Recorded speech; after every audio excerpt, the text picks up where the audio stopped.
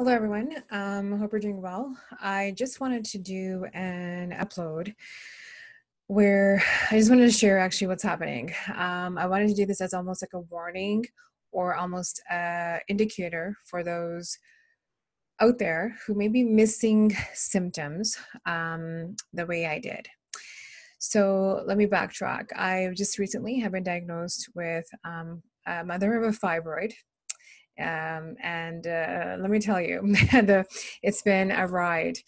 Fibroids are they're benign tumors essentially. They're harmless, but they do lodge themselves within, your uterine, depending on your uterus, like where they could be everywhere, but mine's lodged near the bladder area. So let me just indicate what signs and symptoms I missed. Okay. Because I have PCOS, as you know, I assumed the fatigue was PCOS related, even though the fatigue, was so strong and has been so strong that it's been difficult for me to leave my bed. Menstruation was very heavy. Again, I thought it was PCOS related, but it got so bad that I bled through my pad per se during work even, and I had to cancel class, all those things. And it's been painful and heavy ever since. I'm still regular, but during the period, timeline, it's very heavy, painful, and I'm usually like having to lie down. So it's impacting my life greatly. So these symptoms were tied to PCOS, the fatigue and, the menstruation being heavy. I'm like, okay, it's probably just the hormones. It's probably just PCOS related. But this is where I should have immediately had gotten this checked. I was going to the washroom a lot. I was on this plane, on an 8-hour plane ride, and I went every hour and a half. About that timeline really annoyed the person beside me because I was in the window seat and they were in the aisle seat, and my God. So at that point I had made a note. I need to get this checked. Of course, life happens, and as women, we just ignore it. So I then continued on, but my symptoms got progressively worse, which included now the urination part got worse. Having to go all the time, but feeling like there's a heaviness that I have to keep going. Now it's incontinence where I have urine leakage. So all of this stuff that's, adding up. And then don't even tell me, I don't even want to talk about the mood, the mood swings and the disturbance like internally as well. So there's been a lot that's been going on with the fibroid. So now for me, I've been taking turmeric in the morning, vitamin D in the morning, serapeptase is also part of this. But that is not going to be the end all be all. I'm going to tell you what the doctor told me. They said they need to do a hysterectomy. And I said, no, So, and the only reason I have to be fair here is the reason she said this is because where I live, there's no other equipment for her to work on with me. So they're going to send me to 8 hours south to the city to see a specialist who may have other resources to maybe, I'm hoping, blast the fibroid or fibroids. But they were concerned about that major one and call it a day.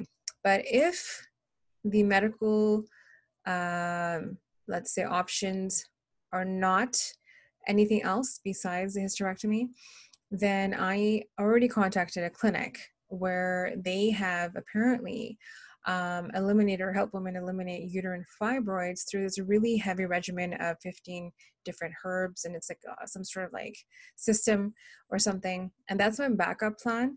I'm not advocating for them. I'm just saying that that's my backup plan to see what can be done naturally to get rid of this, because I really believe, and Dr. Christiane Northrup, I really recommend, if you have not read her, to read her and to also listen to her.